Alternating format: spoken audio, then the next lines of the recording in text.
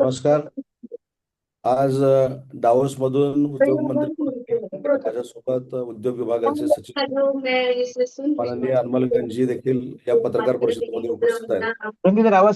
सगळ्यांना माहितीच आहे की माननीय मुख्यमंत्री देवेंद्रजी फडणवीस यांच्या नेतृत्वाखाली आम्ही वर्ल्ड इकॉनॉमिक फोरमसाठी डावोसमध्ये आहोत आणि अनेकांची चर्चा अशी आहे की किती एमओयू झाली, किती इन्व्हेस्टमेंट येणार आहे, नक्की महाराष्ट्रामध्ये किती गुंतवणूक येणार आहे, या संदर्भातली मोठी चर्चा महाराष्ट्रामध्ये सुरू आहे. मला सांगताना आनंद होतोय की महाराष्ट्रानं पुन्हा एकदा मागच्या वर्षीचं रेकॉर्ड एमओयू आणि इन्व्हेस्टमेंट मधलं हे ब्रेक केलेलं आहे. आजपर्यंत जवळजवळ 37,27,787 कोटीचे एमओयू हे महाराष्ट्रामध्ये गुंतवणूक आणण्यासाठी झालेले आहेत. उद्याचा एक दिवस अजून शिल्लक आहे. अजून देखील फार मोठ्या पद्धतीनं इंडस्ट्री असेल किंवा अन्य सेक्टरमधले एमओयू हे डावोसमध्ये होणार आहेत. आजपर्यंतच्या इतिहासातली सगळ्यात जास्त इन्व्हेस्टमेंट माननीय देवेंद्रजींच्या नेतृत्वाखाली, माननीय एकनाथ शिंदे साहेबांच्या नेतृत्वाखाली आणि अजितदादांच्या नेतृत्वाखाली महाराष्ट्रामध्ये नेण्यामध्ये आज आम्ही यशस्वी झालेलो आहोत. आजपर्यंतचे एमओयू आणि इन्व्हेस्टमेंट जर बघितली तर इंडस्ट्रीचे एकूण 51 करार आजपर्यंत झालेले आहेत. त्याच्यातनं 16,69,487 कोटीची इन्व्हेस्टमेंट ही महाराष्ट्रामध्ये येते आणि त्याच्यातनं सुमारे 19 लाख मुलामुलींना रोजगार मिळणार आहे. MMRDAचे 24 करार हे डावोसमध्ये झालेले आहेत. त्याच्यामध्ये 19,43,300 कोटीचे एमओयू आम्ही केलेत. त्याच्यातनं 22 लाख मुलामुलींना रोजगार मिळणार आहे. सिडकोने देखील आजपर्यंत 6 एमओयू केलेले आहेत. 1,15,000ची इन्व्हेस्टमेंट ही महाराष्ट्रामध्ये येते आणि त्याच्यातनं 1,72,000 मुलामुलींना रोजगार मिळणार आहे. म्हणजे आजपर्यंत उद्याचा दिवस शिल्लक असताना 81 एकूण करार आणि इन्व्हेस्टमेंट मुंबईसाठी आणि महाराष्ट्रासाठी झालेली आहे. त्याच्यामध्ये 37,27,787 कोटीची ही महाराष्ट्रामध्ये विविध भागामध्ये इन्व्हेस्टमेंट येते आणि त्याच्यातनं सुमारे 43 लाख मुलामुलींना रोजगार मिळणार आहेत. त्याच्यामध्ये आपण जर बघितलं तर इंडस्ट्री आहे, MMRDA आहे आणि सिडको देखील आहे. आज आपण जे एमओयू केले तर कायमस्वरूपी महाराष्ट्रामध्ये अशी एक चर्चा असते की कुठच्या विभागामध्ये हे एमओयू झालेले आहेत. तर आपल्या MMR रिजनमध्ये 37 एमओयू झालेत. त्याच्यातनं 23,96,300 कोटी ही गुंतवणूक MMR रिजनमध्ये होणार आहे. त्याच्यानंतर मल्टिपल लोकेशनमध्ये 10 एमओयू झालेले आहेत. 7,72,620 कोटीची इन्व्हेस्टमेंट ही त्या ठिकाणी होणार आहे. कोकणासाठी 11 एमओयू झालेले आहेत. 3,10,886 कोटी एवढी इन्व्हेस्टमेंट ही कोकणामध्ये होणार आहे. नागपूरसाठी आजपर्यंत 9 एमओयू झालेले आहेत. 1,95,950 कोटी ही गुंतवणूक नागपूरच्या परिसरामध्ये येणार आहे. नाशिक विभागामध्ये 7 एमओयू झालेत. त्याच्यामध्ये 30,100 कोटीची इन्व्हेस्टमेंट ही नाशिक विभागामध्ये होणार आहे. छत्रपती संभाजीनगरमध्ये 2 एमओयू झालेत. 17,700 कोटीची इन्व्हेस्टमेंट ही छत्रपती संभाजीनगरमध्ये होणार आहे. पुण्यामध्ये 4 एमओयू झालेले आहेत. 3,250 कोटीची इन्व्हेस्टमेंट ही पुण्यामध्ये होणार आहे. आणि सगळ्यात महत्वाची गोष्ट आहे की अमरावतीमध्ये देखील 1 एमओयू झालेला आहे आणि त्यातून 1,000 कोटीची गुंतवणूक ही अमरावतीमध्ये होणार आहे. आज सांगताना आम्हाला सगळ्यांना आनंद एवढाच आहे की मागच्या वर्षी जी आम्ही गुंतवणूक महाराष्ट्रामध्ये नेली होती त्याच्यामधनं देखील आपण FDI मध्ये 1 नंबरला राहिलेलो होतो. या सगळ्या एमओयू मध्ये FDI नक्कीच आहे. त्याच्यामुळे काही लोक FDI नसल्याचा जो गैरसमज पसरवत आहेत हा धादांत खोटा आहे. याच्यामध्ये जवळजवळ 40 ते 50% FDI याचा समावेश आहे आणि याचे सगळे पुरावे जर आवश्यक असतील तर आम्ही मुंबईला आल्यानंतर किती FDI आहे, कुठच्या सेक्टरमध्ये आहे हे देखील महाराष्ट्रातल्या जनतेला दाखवू शकतो. पण आज आनंदाची बाब आहे की 37 लाख कोटीचे एमओयू केल्यानंतर 13 लाख मुलामुलींना रोजगार मिळण्याचा संकल्प आज आम्ही डावोसमधनं केलाय. आणि म्हणूनच मला सांगायचं आहे की जी इन्व्हेस्टमेंट आज आम्ही आणतोय ते आमचंच रेकॉर्ड मागच्या वर्षीचं आम्हीच मोडलेलं आहे, याचा आम्हाला आनंद आहे. आणि उद्या देखील फार मोठ्या पद्धतीनं इंडस्ट्रीचे हे एमओयू डावसमध्ये होणार आहेत, ही अतिशय आनंददायी बाब उद्योग मंत्री म्हणून आणि आमचे सचिव म्हणून महाराष्ट्राच्या जनतेला आम्हाला सांगायची होती. म्हणून या पत्रकार परिषदेचं आम्ही आयोजन केलेलं आहे. नमस्कार, नाशिकमधून बोलतोय. हा, नमस्कार. नाशिक विभागामध्ये सर मेजर कोणते करार झाले सांगता येईल का? मी सांगितलं ना, नाशिकमध्ये 7 MOU झाले आहेत हो, आणि नाही, त्याच्यात कंपनीचे काही नाव सांगता येईल? कंपनी काही सांगता येईल? कंपनीची नावं आपण नक्कीच सांगू. पण आता होय. जे MOU केले त्याची अमाऊंट मी तुम्हाला सांगतो की 7 कंपन्यांनी, उद्योजकांनी तिथं MOU केले आणि होय. 30,100 कोटी रुपयाची इन्व्हेस्टमेंट त्या ठिकाणी होणार आहे. तर ही आतापर्यंतची सर्वात मोठी गुंतवणूक असेल का आपल्या महाराष्ट्रासाठी? हा, नक्कीच आतापर्यंतची सर्वात मोठी ही गुंतवणूक आहे आणि ही गुंतवणूक शाश्वत गुंतवणूक आहे.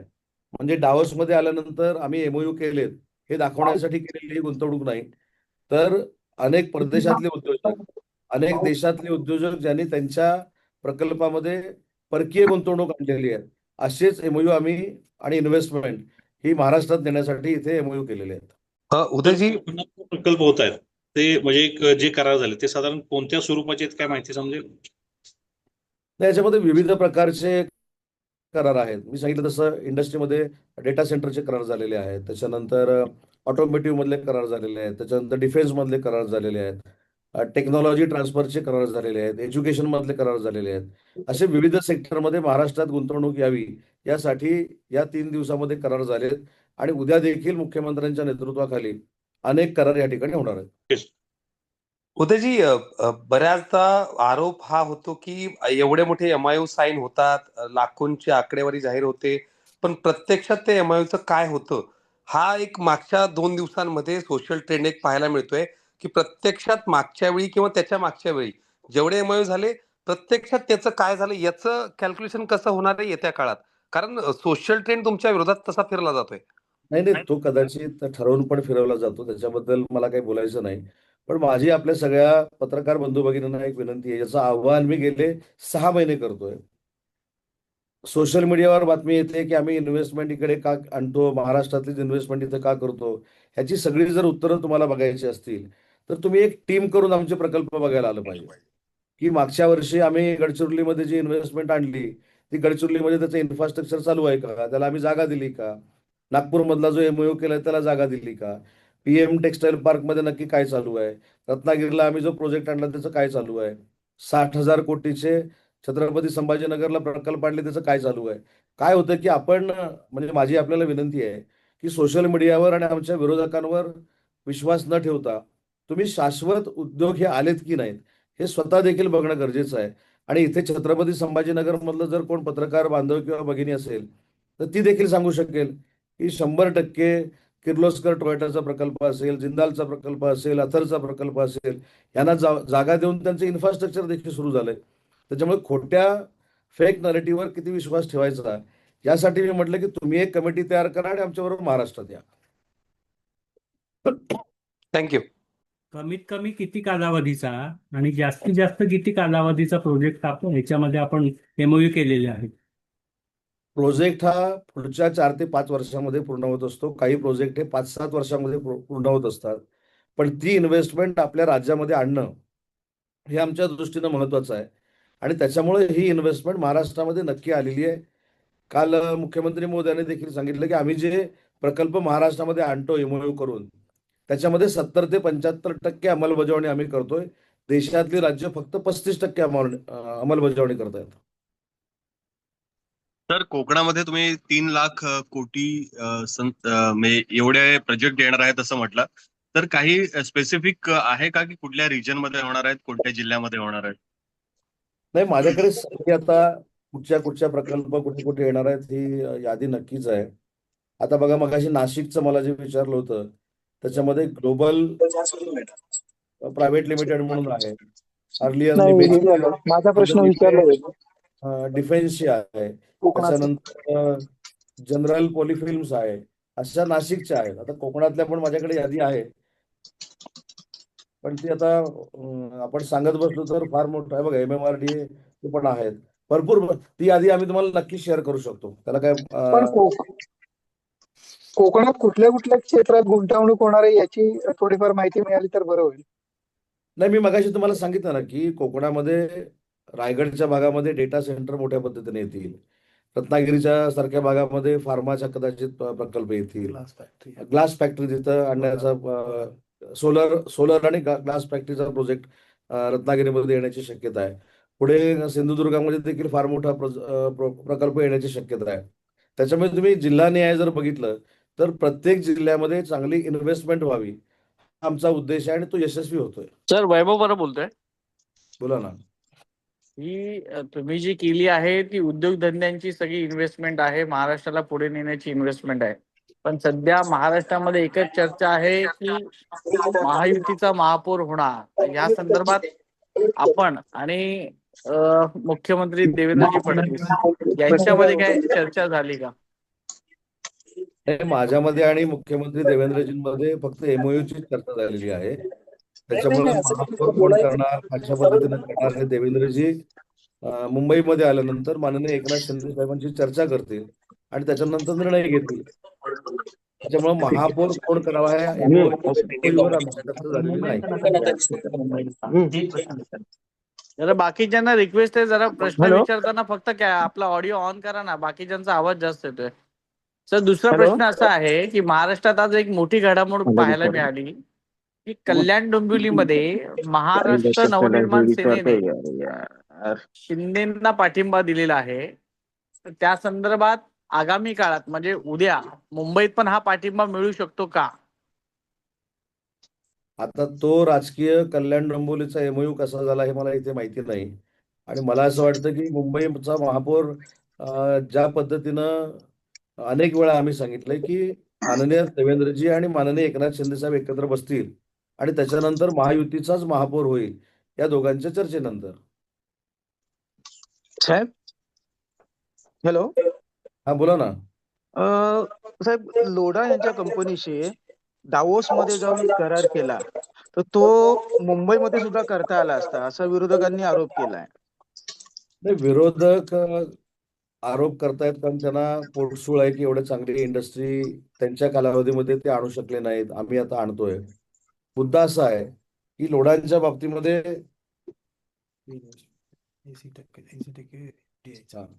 लोढा जरी महाराष्ट्रामध्ये असले, त्यांचं घर जरी मुंबईमध्ये असलं तरी आम्ही अनेक वेळा असं सांगितलंय की महाराष्ट्रातला एखादा इंडस्ट्रियलिस्ट FDI आणण्या एवढा जर सक्षम असेल तर त्याचं आपण सगळ्यांनी कौतुक केलं पाहिजे. त्यांच्या इन्व्हेस्टमेंट मधली 80% इन्व्हेस्टमेंट ही FDI आहे, परकीय गुंतवणूक आहे. म्हणून त्याचा जो MOU आहे आम्ही डावसला गेला. आपने जो अभी सवाल पूछा था कि हमारे MOU है उसमें 30% से लेके 60% तक FDI है और टेक्नोलॉजी ट्रांसफर, टेक्नोलॉजी वहां कैसे लेके जानी है वो भी इंटरनेशनल लेवल पे हमने MOU की है. हॅलो. हाँ बोला. सामंत साहेब मी नाशिक सकाळमधून बोलतोय. तुम्ही जे हॅलो सर येतोय आवाज? हो येतोय. तुम्ही जे 7 MOU सांगितले नाशिक विभागात याच्यात अदानी ग्रुपचा पण समावेश आहे का?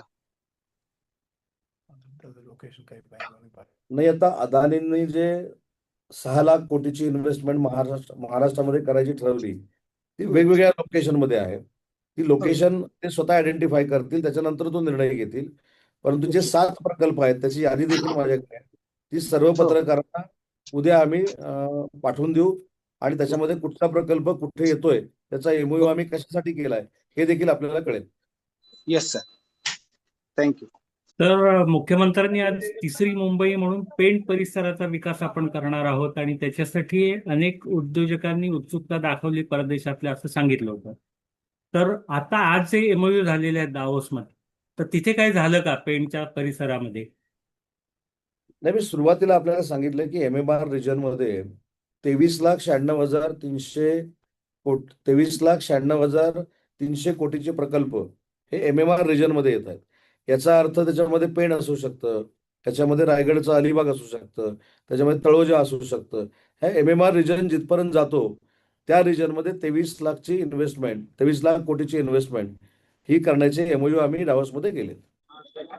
सामंत साहेब शुभम बोलतोय मी. रोजगार निर्मिती होत आहे या सर्व MOUs मुळे, पण आजपर्यंत किती रोजगार मिळाला आणि आता तुम्ही दावोस दौऱ्यावर आहात त्यानंतर रोजगार निर्मिती जी होत आहे तर त्याचा आकडा 1.5 लाखांपेक्षा जास्त आहे असं सांगण्यात येत आहे. पण ऑन पेपर आहे तो की फॅक्ट मध्ये देखील आहे? नाही, ऑन पेपर असण्यापेक्षा आपण ग्राउंड रियालिटी देखील बघितलं पाहिजे. मागच्या वेळी जी आम्ही 15 ते 16 लाख रुपयाची इन्व्हेस्टमेंट घेतलेली होती, 16 लाख कोटी इन्व्हेस्टमेंट घेतलेली होती, त्याच्यातनं देखील रोजगार निर्माण होणार होता.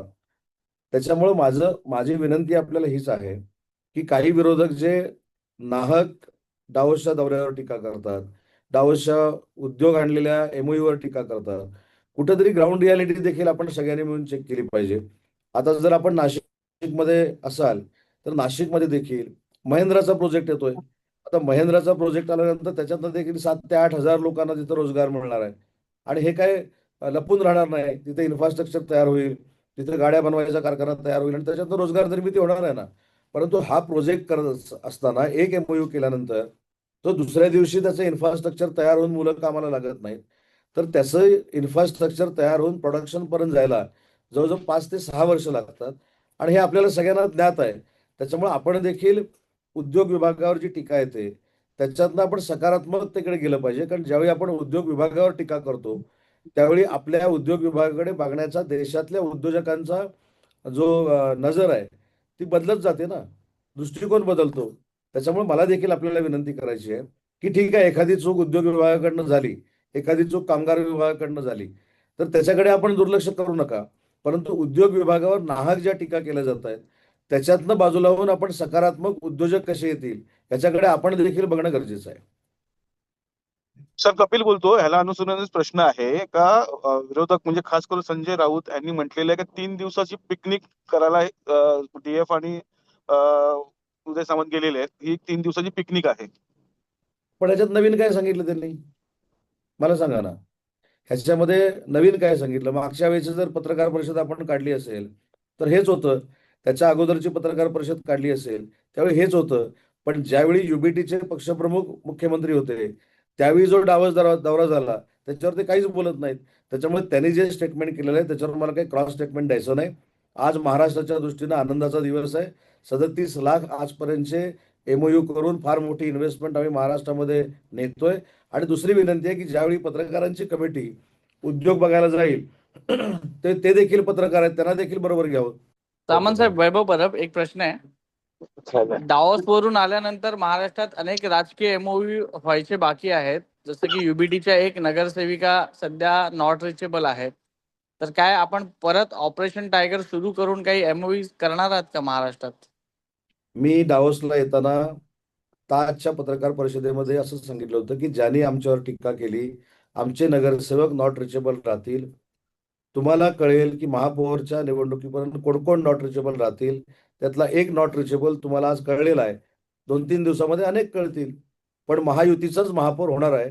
खरं तर या पत्रकार परिषदेमध्ये राजकीय मला बोलायचं नव्हतं, पण तुम्ही MOUचा प्रश्न इथे विचारला. म्हणून राजकीय MOU कसे करायचे हे दोघं एकत्र असताना मुंबईमध्ये ठरवतील.